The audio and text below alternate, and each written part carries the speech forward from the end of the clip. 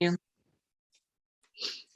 Marvellous, the technology works. So, evening everybody. Can I just have a show of hands? How many of you were here for recruiting session number 1?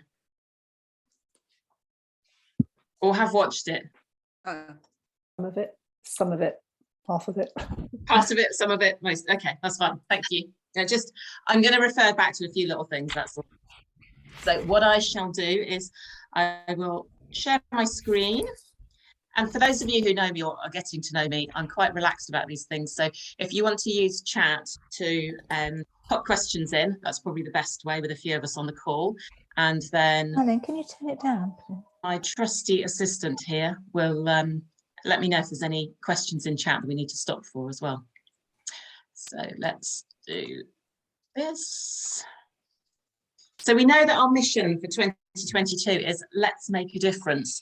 And obviously with this little section of trainings that we're doing, it's all about recruiting. So I'll ask you again, so why recruit?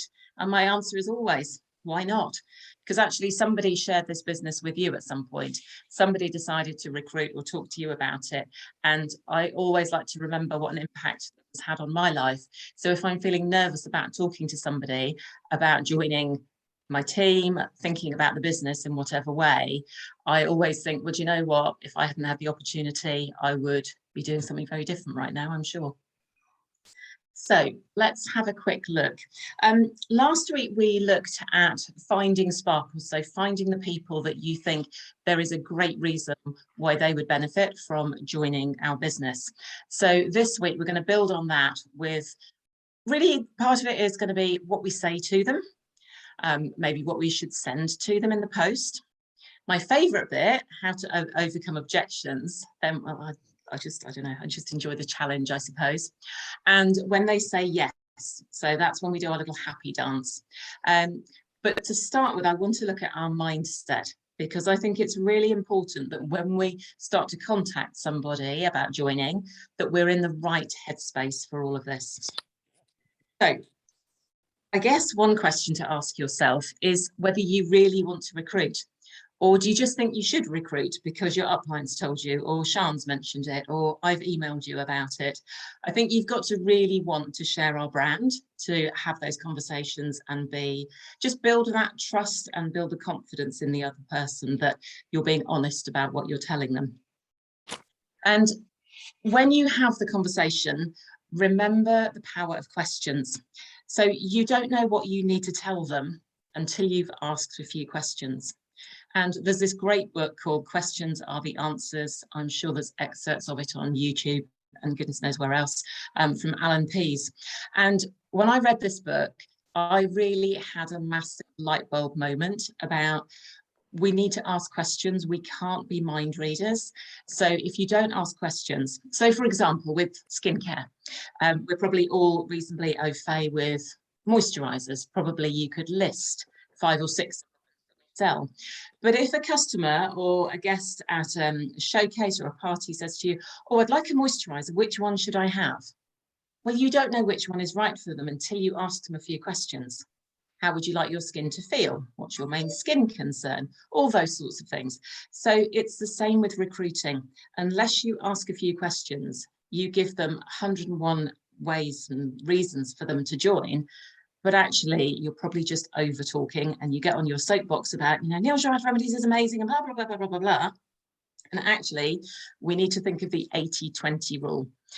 You've all heard of it. And in this situation, what we need to do is we need to do 20% of the talking and let them do the 80%. So you need to ask some questions and get information from them.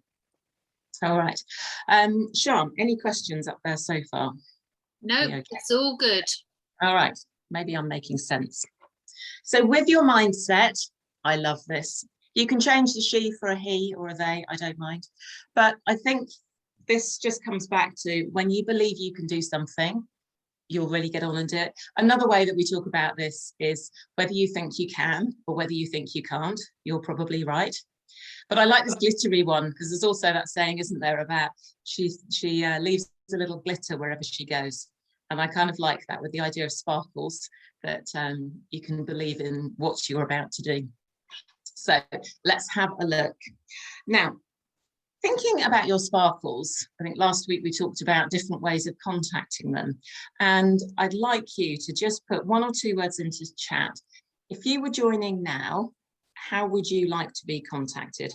I know if you're on an iPhone, I think you can't put them into chat, but if you're able to, could you just pop into chat, please, how you would like to be contacted if it was right now? What's your favourite way of communicating at the moment?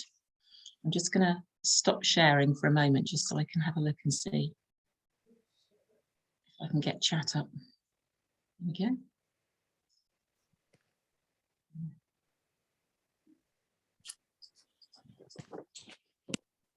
Yeah, however you normally. WhatsApp, messaging, phones, or emails, good. Cool. So I think all it shows us, oh, good. Oh, someone else likes a voice note.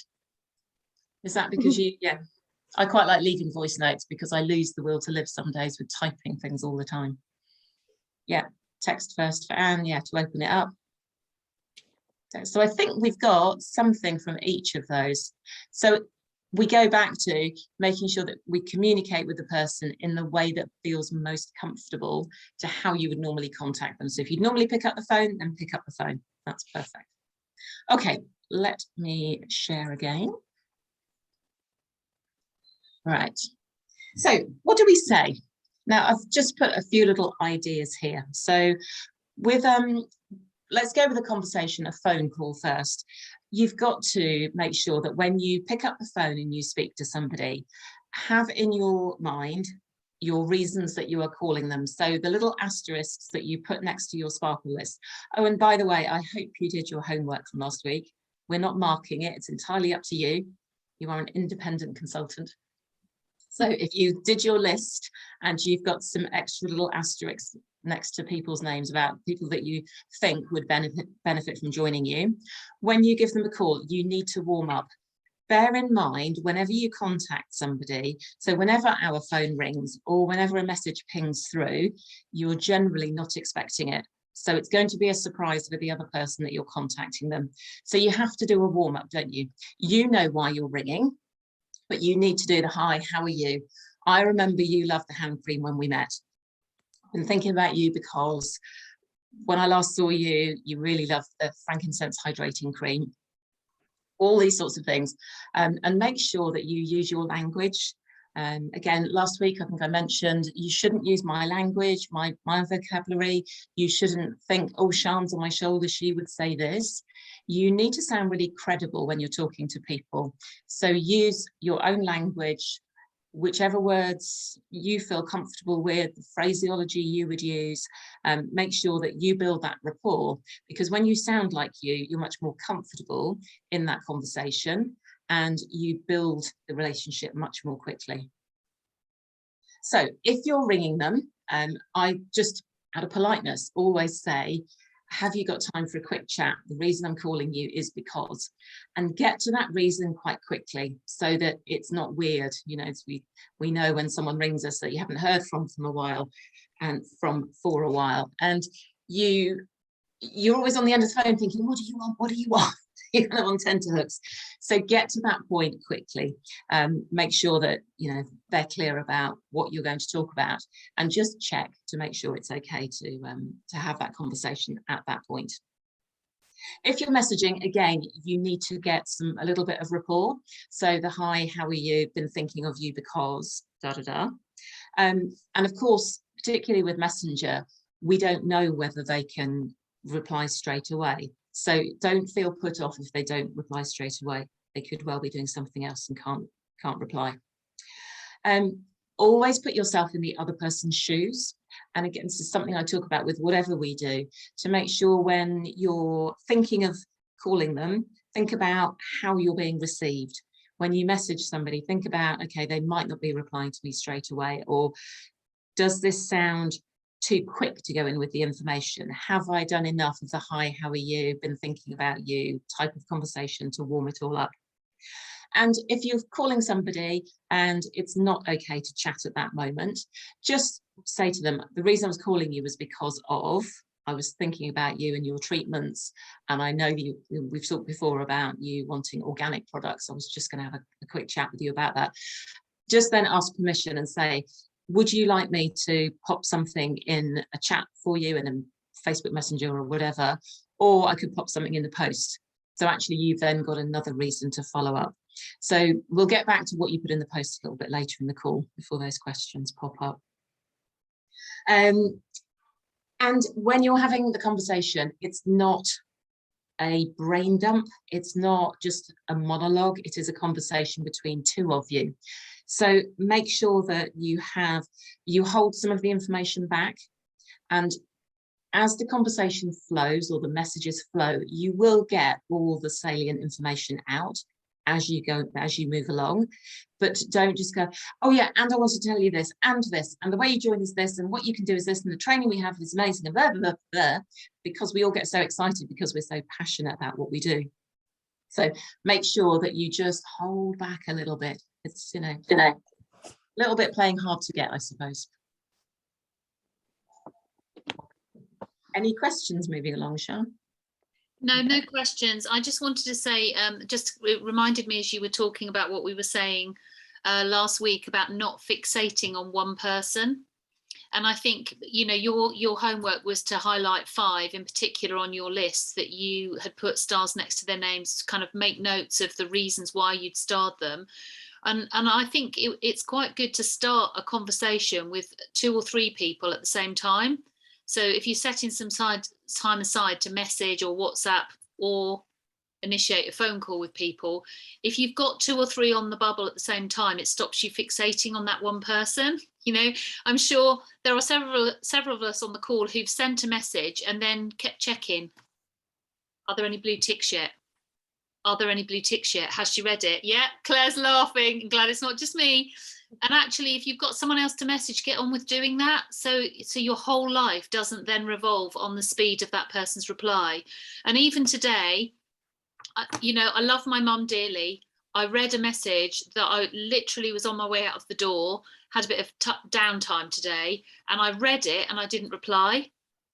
I can guarantee that didn't mean in her head that I didn't love her anymore, that I was refusing to communicate, that she'd done anything awful, etc. It just meant it wasn't good timing. And I think that's a really important thing for us to remember when we're the ones sending that message. Doesn't mean she doesn't love you. It might just be because she was on the way out the door. So a few conversations on the go is good because it stops you becoming a bit weird. So that happened between you and I today, Sian, without you knowing.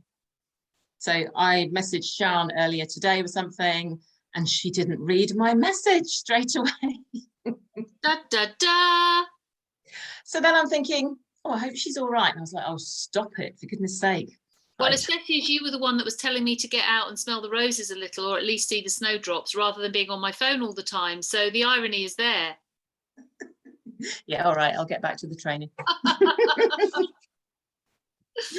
Okay, all right, let's carry on. I'll go back to sharing again. Right, so when you're in that conversation, sometimes that opening part needs a little bit of oiling, I think. So if you get stuck, have a couple of things up your sleeve that you can say that just keep everything on the boil. So things like, you could have told them about the reason that you think this business would suit them. You might also want to say, there's lots of reasons why people join. And you could use the bookmarks and a lot of the reasons that we went through last week as to why different people join, and actually give them those so that you don't just keep telling them about your story, because the reason that they might join is potentially not the reason that you joined. And if they think that the reason you joined is the only reason, they're going to think the business isn't for them. So have that list of reasons written down, or one of the bookmarks, or the I love lists. It's all the same things, why people join. And the other thing that I think is really powerful is when you tell someone you would like to work with them.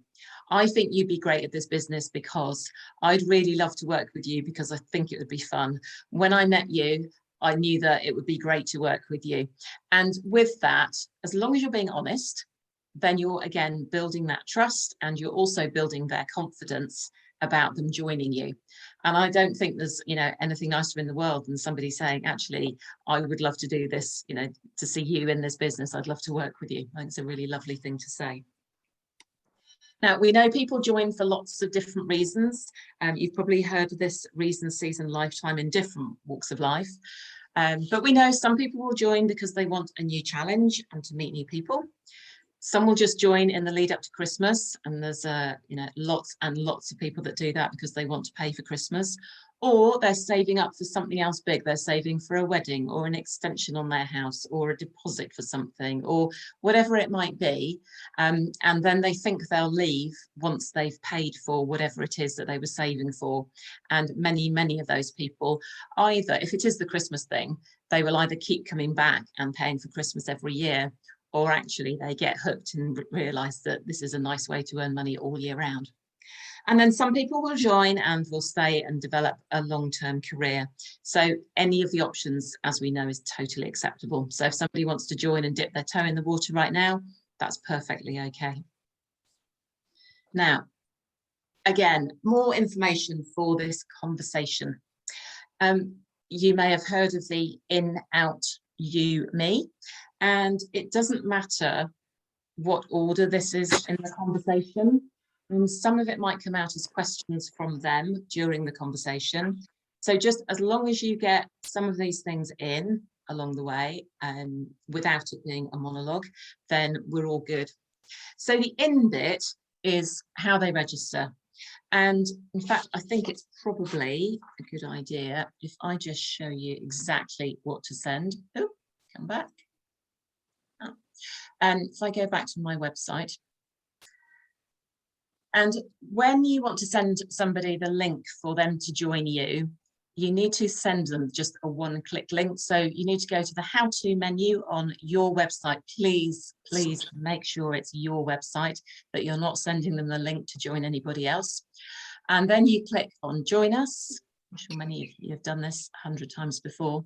And then the URL at the top, the address at the top, if you right click that, you can copy and then you can paste it into your conversation or send it to them in a message or an email of some sort, because then you can tell them how they register. So click on this link and then scroll down. And I think it's a really good idea. If you haven't looked already, this page you'll have seen has been refreshed this year. So we've got slightly different terminology. The buttons are now called something that's actually makes much more sense. Rather than register, it says join online and order your kit. So again, just make sure that you're familiar with this and that you're telling them where to look and where to click the joining part. Okay, so sorry, Xenia, you've come yeah, up. go for it. I love that at the bottom underneath that button it says once you've ordered your kit, Xenia, your consultant, will arrange training and you can start contacting people to book. So each of, obviously your website doesn't say Xenia, it says your name. Xenia is not responsible for contacting all new joiners. Let's just dispel any myths here, but it's just really personal. This kind of page, this update and refresh of this page is really nice. So even if you've been recruiting for a long time, please we just go and have a look at that and just read what we should know, shouldn't we, what our sparkles are actually getting when they get to that screen. Yeah, absolutely. Yeah, no, I was reading it today, preparing for this evening, clearly. And actually, yeah, it's just much more modern in what's being said. So about social selling, about making a difference, about our 100 out of 100 for ethics and things like that. So it's definitely worth just spending a few minutes there. Okay. So that's how they join. So they register on your website. If I had a penny for every time I had to say that, I'd be a very rich lady. Make sure it's your name in that top left corner. Now, the out part of this is how they could leave. However, I tend these days not to tell them that straight away. I don't want to say, well, you can join like this and then you could leave like this, because it's not really reinforcing that positive vibe about them joining. So I tend to see if it's an objection of any sort. Often there's a question about what happens if it doesn't work out for me, or what happens if life changes. And then I will tell them about, well, actually, if you wanted to resign at any point, you can close your account, there's no questions asked. Or what most people do is actually they still use it for themselves to get their own discount on their own shopping. So that's how I tend to do the out bit, but I don't do it really at this point. Now, the you and me is the things that they need to do. So the you part is the things that they will need to do. And depending on why you think this business is good for them, would be right for them, depends on, you know, the level of their time that they're going to put in. But I would say the things that they need to do is to make sure that when they get their box, they open it, that they have some way of sharing the products when they first get them. So, you know, we would call it a launch event, but that could be an opening box party with their friends. And I think it's also making sure they want to commit some time every week or every fortnight, maybe even every month, to Neil Jard Remedies, so that you know there's some consistency about they're going to commit to doing something with the business. Now, of course, that's flexible around life, other commitments and all the rest of it. But just setting that expectation that they will be sharing products and spending some time in their week or their month thinking about Neil Jard Remedies, I think just sets the absolute minimum expectations. If there's somebody that wants to go, you know, wants to earn a good amount of money from this, well, it's going to take more time. So again, just setting those boundaries. And then the me part of it, the things that I will do to support the person joining. And the me bit is also the wider team and also Neil Jard Remedies. So that will be that I will handhold them, I will help them with the launch event. But if you're new and you don't know how to do that, you've got your team support, your upline support, however many levels of that you've got, then there is all of that support and they become under that big umbrella. I will make sure that I help them find information. I don't necessarily have to know it all myself, but I will help them find it, whether that be in Facebook groups or on team websites or on the company website, or if nobody knows, I'll help them find out how to do that. And really encourage them to attend any team trainings, these sorts of things, and ask questions, learn about product. And actually, the first thing, I guess, is to make sure that they open their box and they try it and they ask you any questions about what's in there. Then at that point, I tend to say, how does it sound? Because I want to find out at this point how much more they need to know. Sian, anything else you want to add into the you or me parts that you always do? Well, I just put into the chat. We're going to cover this off more when we do Strong Start in the third session, and I think that helps to clarify what you're committing to. But basically, the transaction of that you and me bit is, what are you going to expect of me as the new joiner, and what can I expect of you in terms of support? And I think that the fundamental element of that is matched commitment. And if you go with matched commitment, that's not a bad place to start. So if the person is giving you messages and you're listening to the clues you're getting, that person wants to get going straight away, wants to really sort of commit some time and focus, you match that effort accordingly.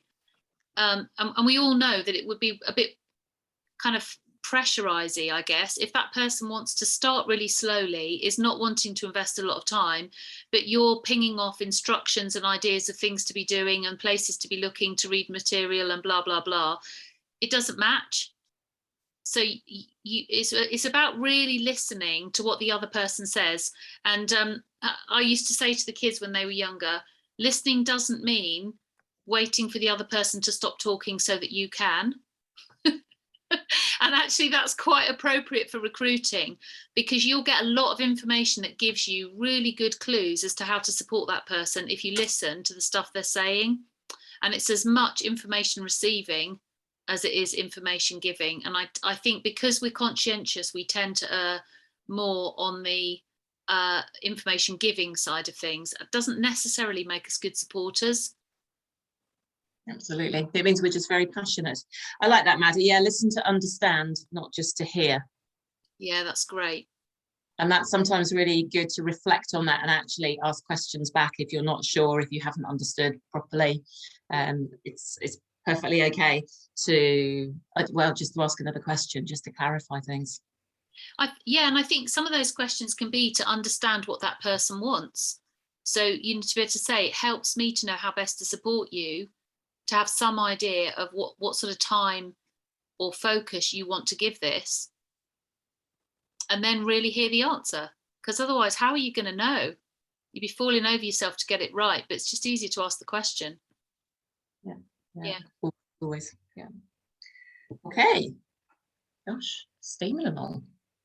All right. Sharing again. Okay. And then the bit that some of us find the most difficult. So when to zip it. So at this point, this is where I do what's sometimes known as a soft close. So I've given them some information, we've had a chat, and I just want to test whether they're raring to register at this point or whether they've got any other questions, because it would be really easy for me to keep talking as I can and just keep giving them more and more information about how amazing this is. And they're just out there thinking, it's all right, I haven't got time for this, but yeah, I do want to join. Can we just get on with it, please? But they're too polite to tell me. So I will ask a question, something along the lines of, how does it sound to you? Is it something that sounds good for you? Shall we go for it? And then be quiet and give them some space to think about and let you know what they think so far. So they can state their opinion, they can ask you some more questions. And I think at this point, we get to the bit that most people get nervous about, which is answering any other questions. And sometimes they're called objections. I just think it's quite an amusing word, because usually it's just another question. So we're now going to open it up for you into the chat section. So I'll stop sharing the screen in a second. But what we would like you to do is to type into chat, or you can unmute if it's easier, if it's a long question. Or what's the worst thing that somebody could say to you at this point? What's the worst question, apart from no, you know, because some people are going to say no, that's all right. But if they had to ask you a question, what's the worst thing they could ask you? What are you most scared of? So I'm going to stop sharing. Give you a chance to type if you'd like to, or you can unmute if that's easier.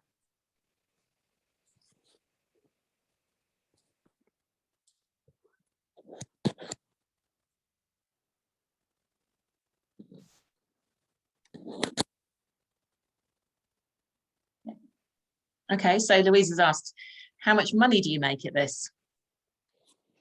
So my answer to that is that actually it depends on how much you sell, or you know, how much time you put into this. So we all earn 25% of what we sell, and depending on the amount we sell depends on how much we earn. So what we're not allowed to do with direct selling is to tell someone how much they're going to earn, because we don't know how much time and effort they're going to put into it.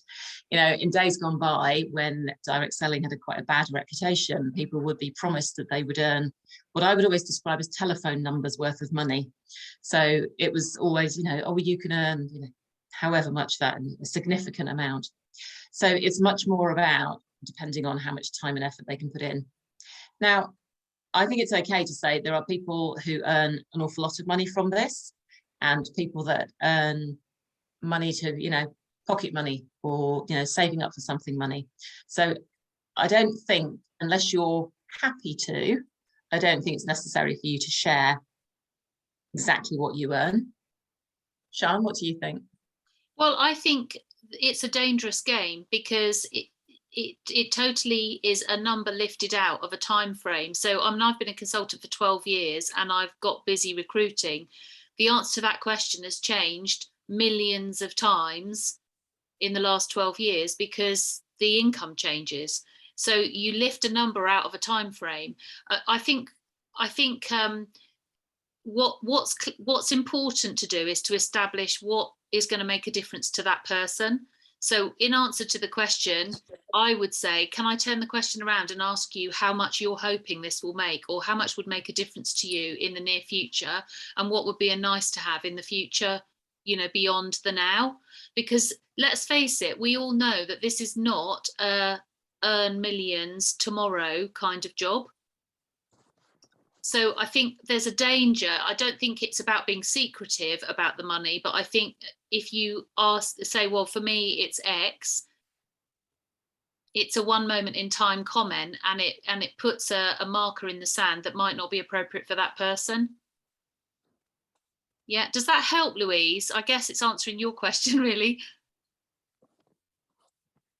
Yeah, it does. I think I'm very aware that I don't make much at it, and at the moment I've only been doing it a year, and so I think what you've said answers the question. So I wouldn't, flounder if somebody did ask me that. Yeah, so to simplify, I think you can say actually it depends on how much work you do and how long you've been a consultant. Yeah. So some people don't earn very much because they're relatively new, or they don't particularly give this lots of time and focus. And some people earn an awful lot of money, and then there's everything in between. So can I turn the question around and ask you what you'd like it to earn you if you decided to say yes? Something like that, which steers you away from your own income in that moment and becomes what they're hoping. That question's basically saying, tell me that I'm going to be pleased with what I earn. Yeah. That's basically what the issue is. And so you can't know that until you know what that amount is. And for some people, £100 a month with not very much focus would make a very big difference. And some people are hoping to replace a salary of £3.5 grand. It's two different questions. Both are possible. Yeah. Yeah. Okay. Yeah. Thank you. Okay, so the next one is from Sonia. Again, I don't like network marketing. So I love that one. They're my favourite, and my next favourite one's further down. We'll get to that one. Okay. So yeah, I don't like network marketing. So immediately that to me is to ask a question to say, that's interesting, because what do you see network marketing is? Because I want to know what their opinion is about network marketing, what aspects of it they don't like, because I could probably pull a couple of things out of the air I've heard before, but it might not be their reason. So Sonia, is there something in mind that you think people don't like about network marketing that's specific?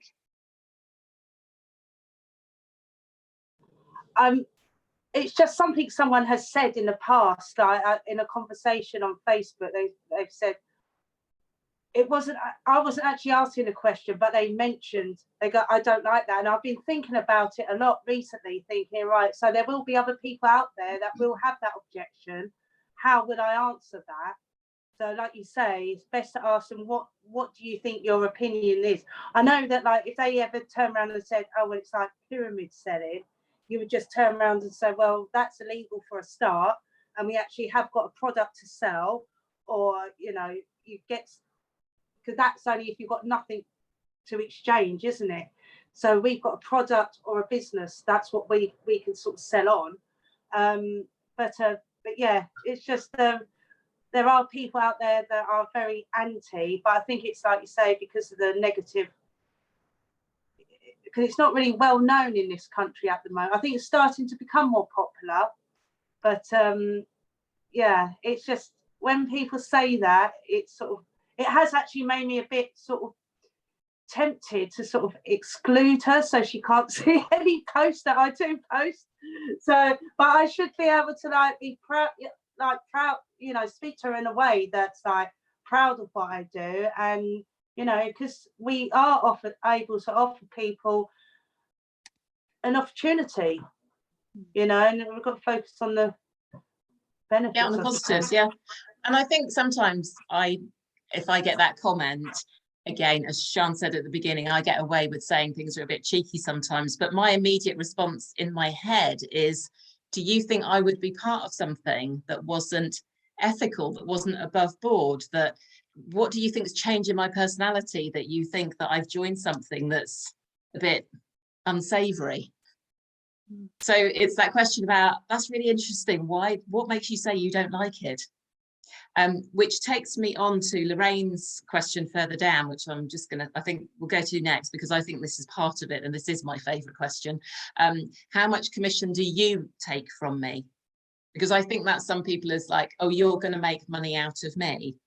Well, actually, I'm very happy to have, we've got nothing to hide at the end of the day. And I think this part is really important to be able to explain it in a very easy way for you to, to convey it. So what I tend to say is, well, actually, I never take any money from you. What happens is I sell products just like everybody else in my team does, but I also, because I've got a team, I provide training. So if it's in a situation like this, I will say, so this training, nobody pays me to do this. The reason I do this, you build a business for yourself if that's what you want to do, and then you have the same opportunity as me to sell products and recruit people and build a team. Down the line a little bit, Neil Jard Remedies looks at the sales from my team, and because I have to do things every month to be able to earn anything, and then Neil Jard Remedies pay me according to what's been sold within my team, and that is almost like being paid retrospectively for the work I do now. So Neil Jard Remedies looks and goes, okay, well, Xenia must be doing something to help her team sell these products. Therefore, the company pays my commission at the end of every month. Yeah, I think clarifying that it comes from the company profit helps. I think one of the dodgy things, Sonia, about what some people don't like about network marketing is that in some companies, the person at the top is creaming some money off the person below, who's creaming some money off the person below, and so on. So you've got people at the bottom doing quite a lot of work for not very much commission. And as you'd expect in a brand that is ethical, that is not the way our career plan is structured. And I think it's really important what Xenia just said in the analogy of her.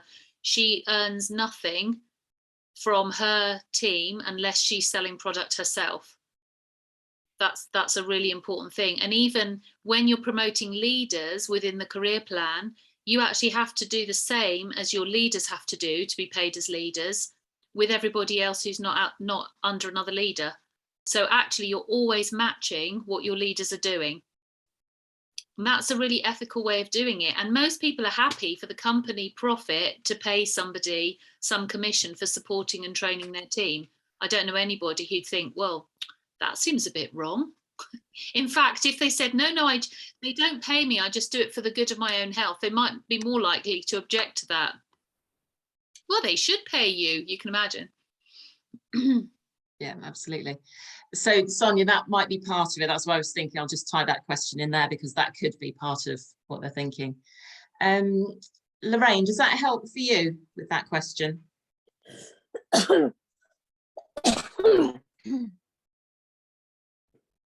Oh, Lorraine, you're unmuted, but I can't hear you at all. Is there something over your microphone? No, can't hear you, lovely. Is the volume down on your microphone? No, still can't hear you. You just put it into the chat. Yeah. Okay, we got a thumbs up. I'll take that. But it kind of fits with Maddie's question as well, Xenia. Well, it's not really a question, it's more of a statement. It's a good one. Yes, yeah, absolutely. I've never done MLM before. No, I've done Oh, MLM. I'm sorry, I've done MLM before, never again. Yeah, which to me is always that question about why do you say that? What happened? So again, Maddie, is there a specific behind that?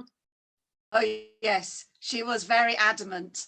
She was previously in one of these online travel agency things where she had a team, and I never really got into at the time, it was just kind of a passing thing. I sort of said something about it, and that came at me kind of, you know, I recoiled from the comment it came at me with so full. So I might revisit it later on, but I wasn't actually, if I'd revisited it or said something at the time, I think there might have been an argument. It's like, okay. Yeah, or this is the time to take a step back. a thump on the nose at least. Yeah, so, but yeah, I mean, I will go back to it, but as I say, at the time, it was just like, it was said with such force, I kind of went, okay, let's have a discussion about that at a time when you're not, you say, not about to thump me. Yeah, absolutely. And the time that they're feeling calm about it and Yeah. want to have a conversation rather than feeling vitriolic about it. Yeah. I think it can sometimes be, sorry, MLM, Claire, multi-level marketing. I think it can sometimes be a bit like past relationships that did you damage.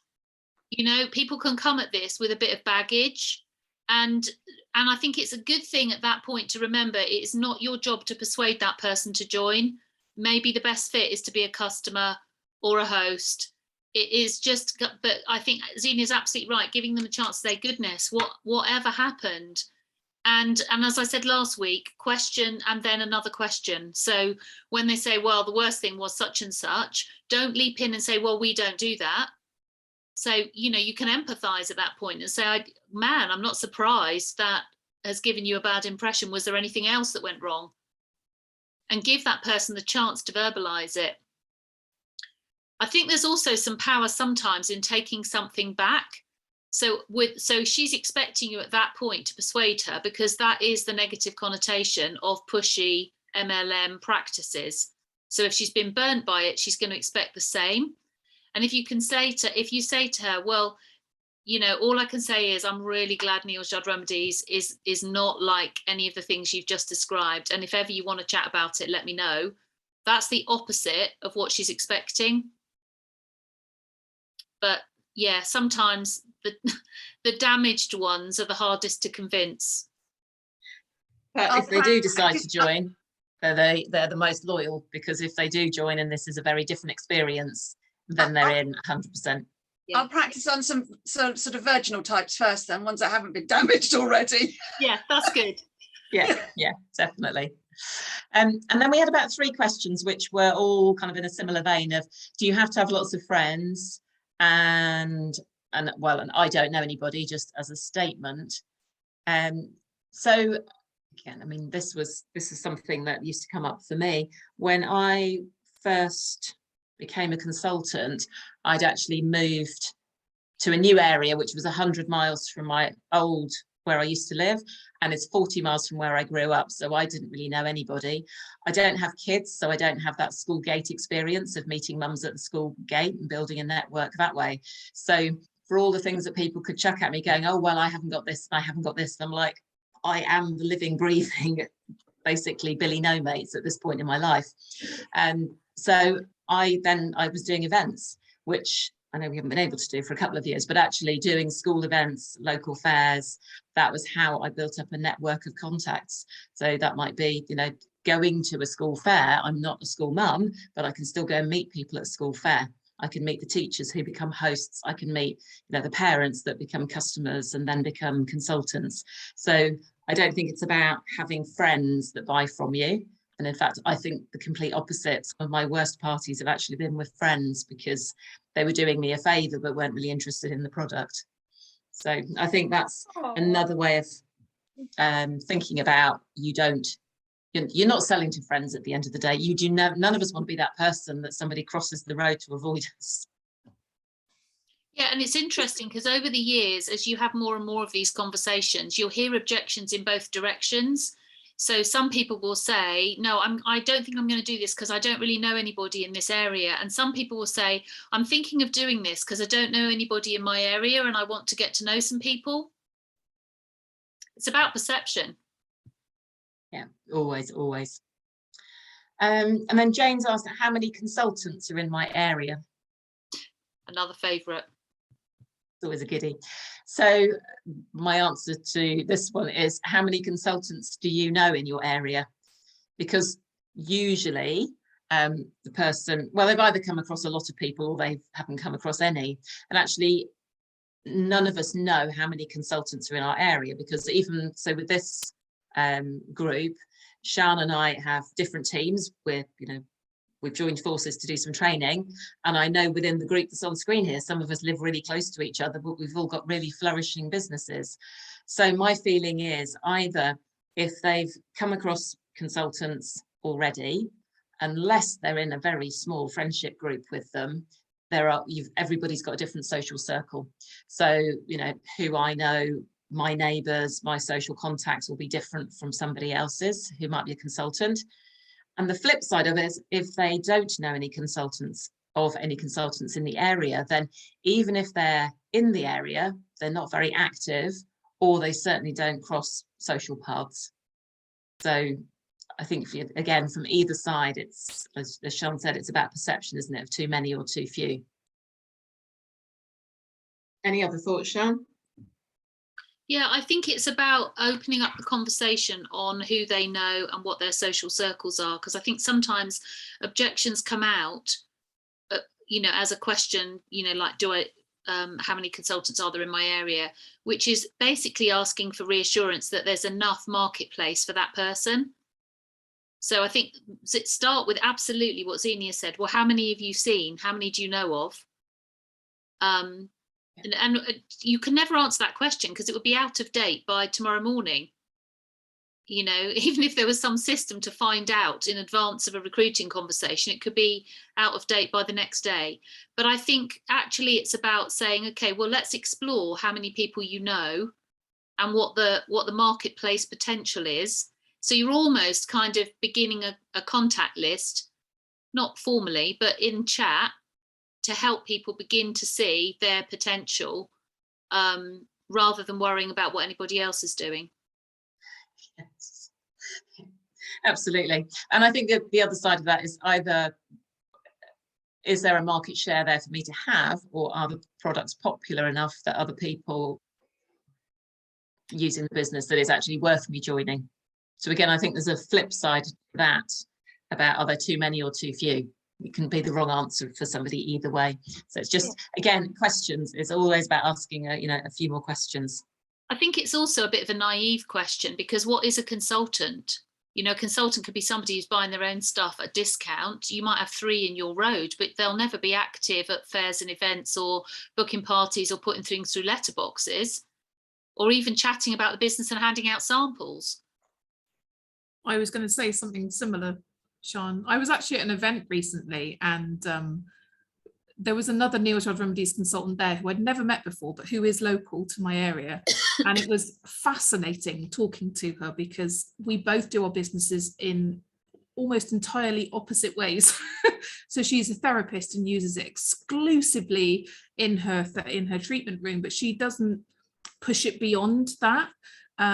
So she was fascinated by my stall. She's like, oh, I've never seen that product. Oh, and look at that one. Oh, and we had a lovely long chat. It really opened my eyes. And I was like, wow, okay. Yeah. So depending on how people are using their business is going to make a huge difference. Completely. And I think in some ways, I'd want to know, is she happy with all that she's doing? Or is it that nobody's actually explained to her that there are things that she could do that that hadn't occurred to her? You can come to the business, as a good example, that lady, she might just think, right, I'm going to do this because I want to use the products in my treatment, and nobody's ever expanded that with her. I hope not.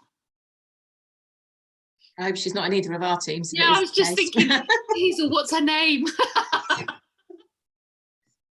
It means she wasn't listening, Sean, that's all. Oh, okay, yeah. And then, okay, so Sonia's popped another one in there. Another one is about the products are expensive. Yeah. So again, it's a one for me that's just like, well, it's an interesting perception, because actually, what is expensive? What are people using? Because to somebody that's using, oh, sorry, brain's gone to sleep, Eve Lom, or I don't know, Clinique or Estee Lauder or something like that, then actually we are either very comparable or less expensive. So I think, again, it's a perception of where people are at in the market. Yeah, I think my light on moment with this, because I was never an expensive products person, and I joined Neil Child Remedies, and so it was a little bit of a mental block for me. And then I did a party one night. There was a girl who came in and said, I probably won't buy anything because I'm a bit of a Dermalogica girl. And I said, that's fine. It's your skincare stuff obviously matters to you, thinking, not natural, not organic. But I didn't say any of that. I just said, well, skincare matters to you. It'd be interesting to see what you think. And my biggest issue at the end of the evening was persuading her that Frankincense Intense cream was going to be as good, if not better, than her £85 cream she'd been buying from Dermalogica, and was organic, and because her Dermalogica one wasn't, and she spent £130 that night. So, you know, the reality is, if people are used to spending the money, sometimes the conversation is to convince them that this is as good, if not better, even though it's cheaper. And you know, when you just think you can't make any assumptions, but it completely blew my stereotype of price point that night, you just can't assume. Yeah, absolutely. Yes, I think, Sonia, the short answer to that question is compared with what? Yeah, definitely. Okay, so I've got two here that you haven't popped into the chat, two that I think are worth just exploring a little bit as well. So one of them is basically, I want to think about it. So for me, that's a case of, yeah, that's absolutely fine. Do you need any more information to be able to come to a decision? And, you know, along with that, shall we catch up next week sometime? Is it all right if I give you a call? So again, making sure I've got permission to contact them again once they've had a chance to have a think about it. And then the other one is, I want to talk to my partner about it. And I will stereotype this with, I want to talk to my husband about it. But it is very much, you know, of course, if you're going to do something in your life, it's good to talk to your significant other, to discuss it with other people. But actually, the question that I would always ask is, and what do you think they will say? Because actually, in their mind, they probably know what that other person is likely to ask them, to comment about, to want to understand about. I don't know, the time involved with it is often the one, let alone, you know, how much is the kit and things like that. Because actually you can preempt a lot of those questions and give the person information to tell their significant other, so they don't hit that brick wall. And the other, you know, sometimes I've also said, you know, well, if that person wants to have a chat, you know, if we have a, you know, a Zoom call or a, you know, just a speakerphone call, I'm really happy to answer any questions that either of you have got. Because it just opens it up that we've got nothing to hide. There is nothing underhand about what we do. So again, if you're new to the business and not confident about just throwing the doors wide open to having that as a conversation, we just say, ask anything you like, because if it's in a message form, you can also ask for a little bit of input as to how to answer those questions. Okay, right, shall we move on to the next most joyous part? Before we do, Xenia, just Yeah. an interesting point from Sonia there, in the chat. On a therapist Facebook group I'm in, people have said they don't like non-qualified people being able to sell, compared to, example, Eve Taylor. I think that's worth picking up. Yeah, okay. I was going to be flippant, but I won't. I'm going to hold back from, and I don't like it when therapists don't sell, but anyway, that's different, as Hazel said. So I don't think we have to be qualified to be able to sell skincare products, because we come back to right at the beginning of this call that questions give us some answers. So actually, when I'm selling, I'm not qualified, I'm not a therapist, but all I need to know is the range of products that we've got. You don't need to know every single product, but you just need to know that we've got skincare for normal skin, oily and combination skin, etc., so that you can guide people to a range, and then they actually make the decision. Because as a therapist, it's very much a one-to-one conversation in a treatment room, if they've had, say, a facial, and it is about that therapist having spent time with somebody and recommending what they see the skin needs. So that's very different than me saying to a customer on a Zoom call that I can't even see their skin properly, how would you like your skin to feel? What's your main concern? From those answers, I can actually guide them towards a product. So I think there's absolutely a flip side to that. Yeah, I think also, you know, sometimes a bit like MLM network marketing can get a bad press. Sometimes we must be careful that we are not starting, for instance, my pet hate, Facebook question diagnosis. So I've got a customer with, I don't know, psoriasis, what would you recommend in terms of product? Those conversations should never happen, because it's the responsibility of that consultant to ask the questions, and actually when somebody's got a skin condition, to refer them to a professional. And you know, what we're talking about here is skincare for everyday skin concerns, not skin conditions.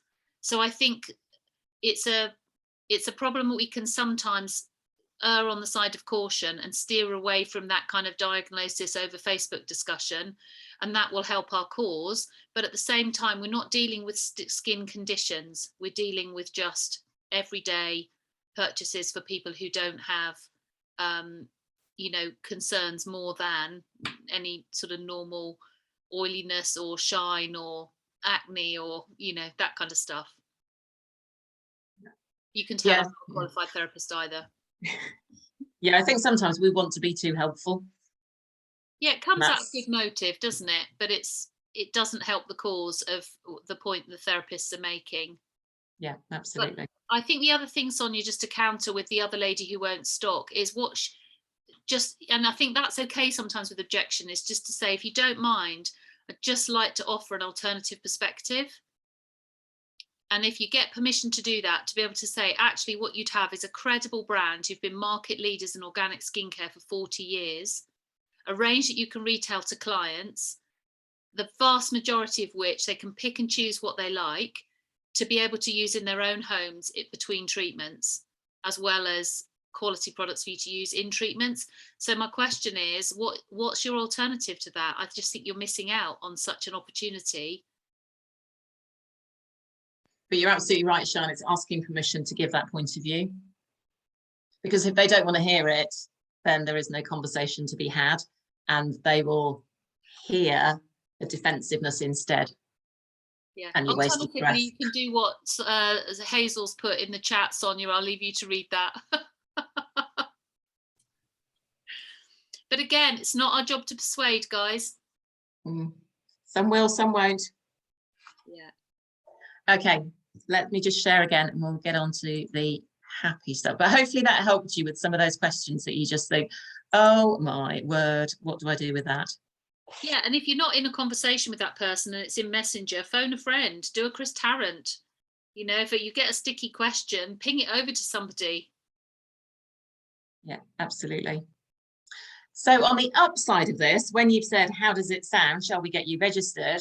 If it's a yes, first of all, you can punch the air or you can do your happy dance or whatever it is that you do to, even now, nearly 13 years, when I see the little email come up with somebody's joined your team, I'm still, yes.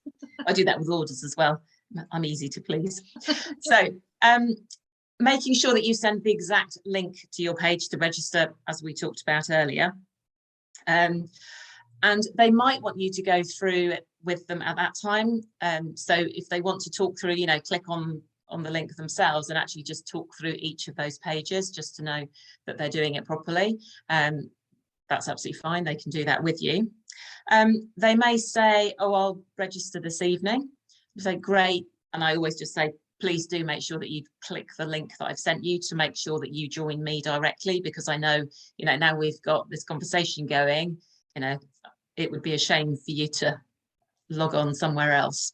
And then I will generally say to them, well, I'll message you as soon as I hear, because actually when you register, you get an email to say welcome, and I get an email to say somebody new has joined your team. So I will just message you to welcome you to the team and kind of give you a high five, and then we can do some planning from there. And I'll let them know that their starter kit will arrive in a couple of working days, so depending on which day it is that they register. And then we'll go through what to do before the kit arrives. But actually that's for the next session that we do along with Strong Start. So we're not going to go through that now. So that's the positive news about registering and knowing that they've joined your team. There is a flip side, sadly.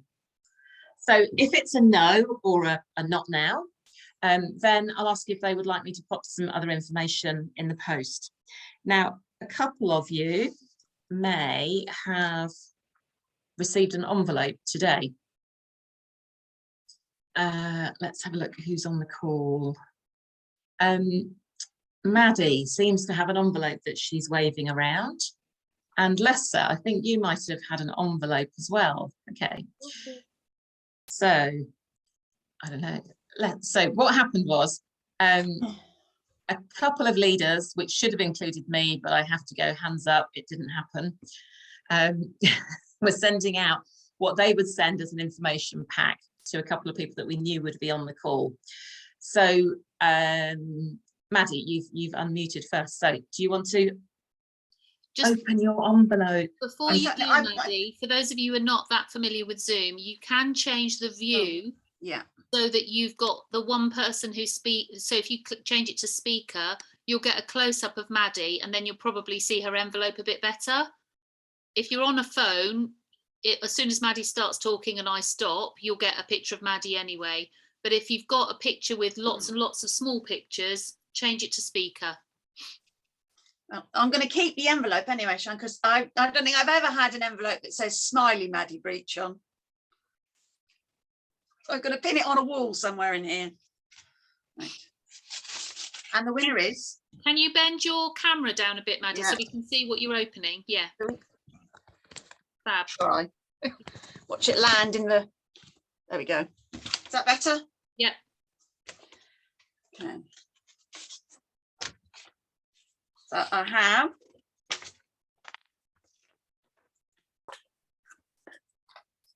starter kit information with a little note that says, these are the kit options. The premium one contains some of the products we used the other night. And the Why Join Neil's Yard card, what do they offer? You may be wondering. The current seasonal guide. I saw another heart-shaped post-it note in it, Sean. Says, this page is some info and personal stories about joining. Can you just show that page so people have got that joining page as a familiar? Yeah. With a couple of samples stuck to the relevant page. And the reasons people join and the reasons therapists joins bookmark, which I was actually going to ask you about anyway. So, yeah. Perfect. Can you just have a look in the envelope, because I think there were some other things. Have I? Oh, hang on, yes. Pick the envelope when it's rattling. One's business card. And a thank you with a little note. Thank you for being curious about being a consultant. I hope you enjoy reading the enclosed information and it helps with making a decision for whatever is best for you. I look forward to hearing your thoughts when we chat soon. So there you have it. In a nutshell, what could go into an envelope? Maddie, could you just hold up, please, the A5 card with reasons to join and the bookmarks? And if you could just say something so you become the main screen again. Certainly. So it's got 3 headings. Why join Neil's Yard Remedies Organic? What does NYRO offer? And you may be wondering, how do I start? What if I want to stop? So all the things we talked about earlier on, actually, isn't it? Yeah, I think it was perfect. thought through. Yeah. And sorry, what was the other bit you wanted? A bookmark, please. Oh, where did I get that Okay. one? So just for everybody who's on the call or watches the recording, Sian and I both have boxes of those things. So if you would like any, please drop us a note so that we can put them in the post to you. So how did you feel opening that, Maddie? As I say, getting an envelope that calls me Smiley is a great way to start. But yeah, it's got all sorts of bits and pieces. It's got enough in it without feeling it's kind of pushy or overwhelming, and it's just, the notes are personalized, and obviously, it's aimed at me. It's not just an off-the-shelf recruitment pack. Yeah, perfect. The little notes just make it kind of, this is a conversation between Sian and I rather than, like I say, off the shelf, out it goes, sent from a mailing house kind of thing. Yeah, like it hasn't come from head office, has it? It's come from Sian. No, Yeah, perfect. Okay, and the other one is Lesser had in the post. So Lesser, again, if you could just say something so you become the main screen. Well, I really liked, so firstly, I like the sticker that Kate put on, the 1981 sticker. A nice personalised postcard from Kate saying, when you have a few minutes, pop the kettle on and try the tea I have enclosed. and read the enclosed information. And there's all these lovely samples in a bag. It feels like a real treat, you know, that I've got all these lovely things to try. Yeah, and I was going to say, I haven't seen these 2 things either, so I was going to ask you, is that you've got those, and have you seen your book? Yes, yeah, I've got those. And actually the card, this card that Sian has had printed that Maddie received, pretty much the same as what you've received on a different background. So it's same information. What we could do, Yeah, Zena, that's it. is put the files for those into our Facebook groups, couldn't we? And people could read the PDFs and decide what they want. But please don't have the cards like Maddie had printed, because we've got so many of them. So let us post you some. Yeah. Okay. Lessa, how did that make you feel? Oh, it's nice. It's a nice little treat, rather than just having like a bill in the post or something. You know, it's personalised, like I said, with the nice stickers and the bits and bobs. And I just love the thing, when you have, like I said, when you have a few minutes, pop the kettle and try the tea and read the enclosed information. So do it at leisure and just seem very personal. So yeah, nice. Perfect. Okay, thank you. So again, just some ideas of what to pop in the post and how they're received by the other person, because that's what's important, isn't it? Is that they're going to remember you, because these days we receive very few things in the post that are nice. So even from somebody saying, do you know what, I need to have a think about it, or it's not quite for me right now, even if you pop something in the post to them to say, whilst you're having a think, you might want to have a read through this, have a cup of tea, try some of the products, then it's a lovely way just to keep engaged and keep that conversation going for the future as well. Sian, anything else on? I was just going to say the other use of that information pack is kind of in the beginning, before your conversation has started. So if you've got somebody who's mega busy, hasn't got time for a conversation, or you feel like actually giving them the choice of a chat or some information would be kind and courteous, use it then too. I particularly do this with somebody who's quite, when I say thoughtful, I don't mean considerate, I mean reflective. So somebody who might like to read and have a think first before committing to a chat. And I think 2 choices can be quite powerful. So, you know, it'd be lovely just to see whether this would be a good option for you. Would you prefer if I sent you some information in the post, or would you rather, you know, we carried on chatting about it here on WhatsApp?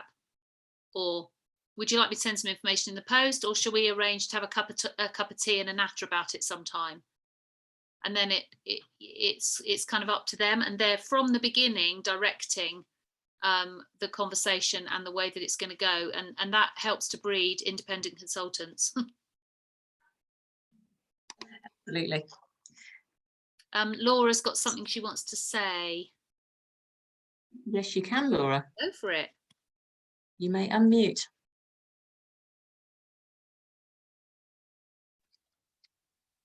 Yeah, I was just thinking about those lovely, can you hear me okay? Yeah. I was just thinking about those lovely recruitment packs, and rather than requesting them and sending them out in the post, would it not be better with them going in with our orders?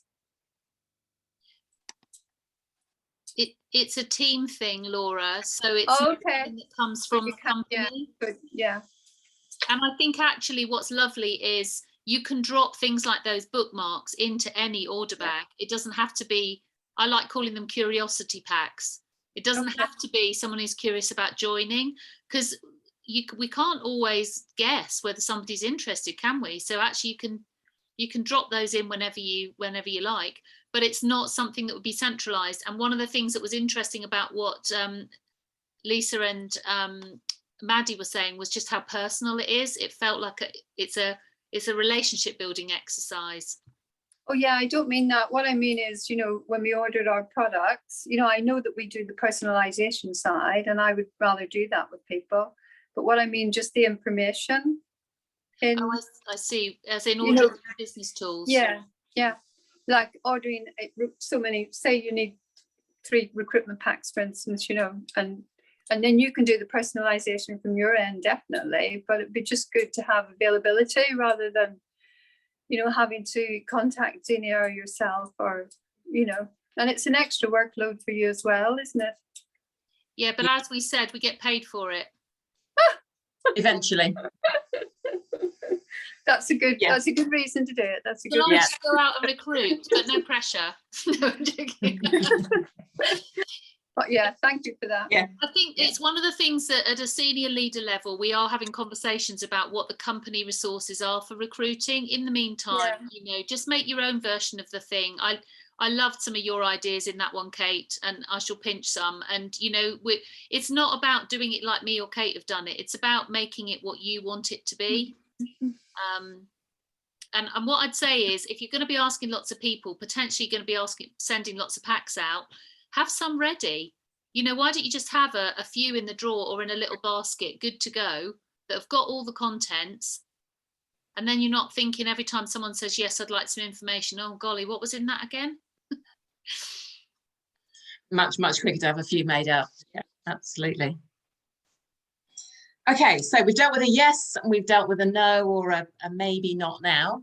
So let's have a quick look. It's not long. We've only got a couple more things to talk about, and then we'll let you go and carry on with your evening.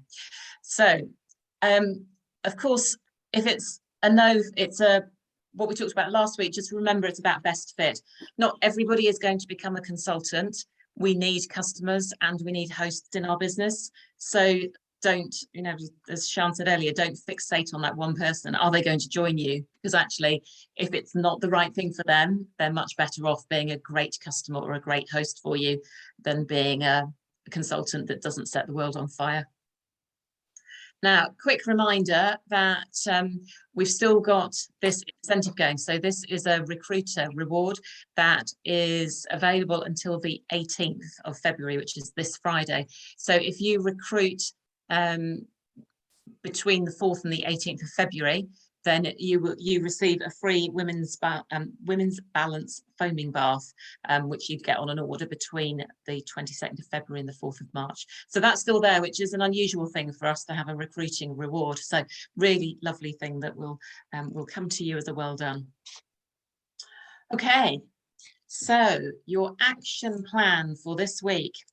Now, my suggestion is that you go back, if you didn't do your homework from last week, I'm afraid that now carries over to this week, and that was to look at your customer list, your Frank list, your database, and actually look down and think about all the reasons that people may join, and find people on that list who you know there's a genuine reason that it would be great for them to join this business. And I think if you use the 21 days to success form, which is in downloads, it gives you a good way of forming the habit of contacting people. So on 21 days to success, this is about contacting 3 people a day, every day. Well, in fact, 6 days a week. You're allowed 1 day off for 3 weeks, because it means you then get in the habit of contacting people about recruiting. In this instance, you can use it, of course, for any other aspect of the business.